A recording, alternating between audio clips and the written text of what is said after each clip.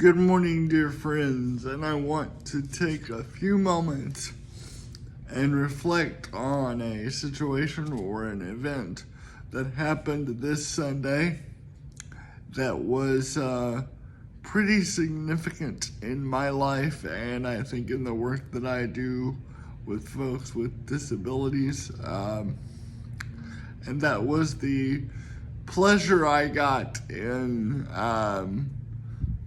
helping to lead communion and lead the liturgy at Oak Lawn UMC from behind the chancel area and behind the communion table.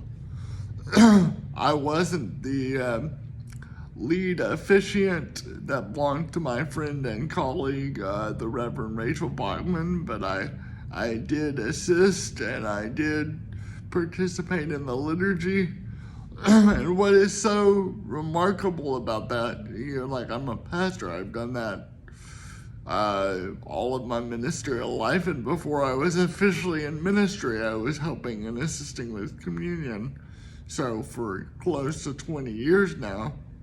But that was one of the few times in my life that I have ever officiated from behind the table. And one of the even fewer times in my life that I have ever officiated from behind the table up on the chancel, because the chancel area at Oak Lawn UMC has a chairlift in it now, and I can get up on the chancel and preach and teach and do liturgy from the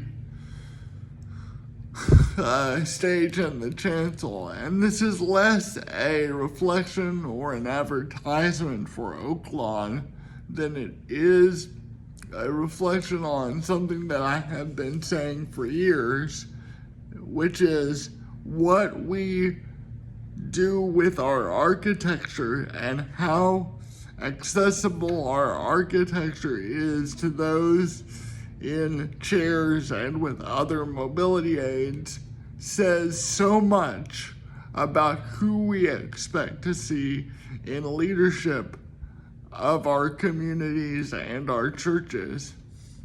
And the fact that I can get up and teach at Oak Lawn where other members and other clergy and other people in authority can teach says that people with disabilities belong in church leadership and are expected to lead and expected to have gifts to contribute. And this was driven home even more and this event was made even more special by the fact that Matthew Schroeder, my Perkins intern at the Julian Way this year, gave the sermon.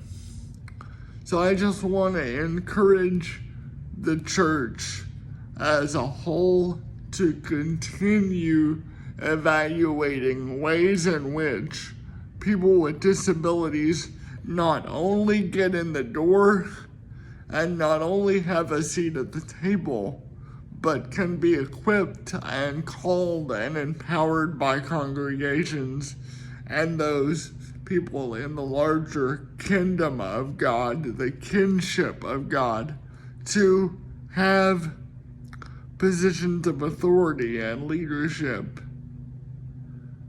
It was a blessing for me, and I know this conversation will continue to be a blessing for others.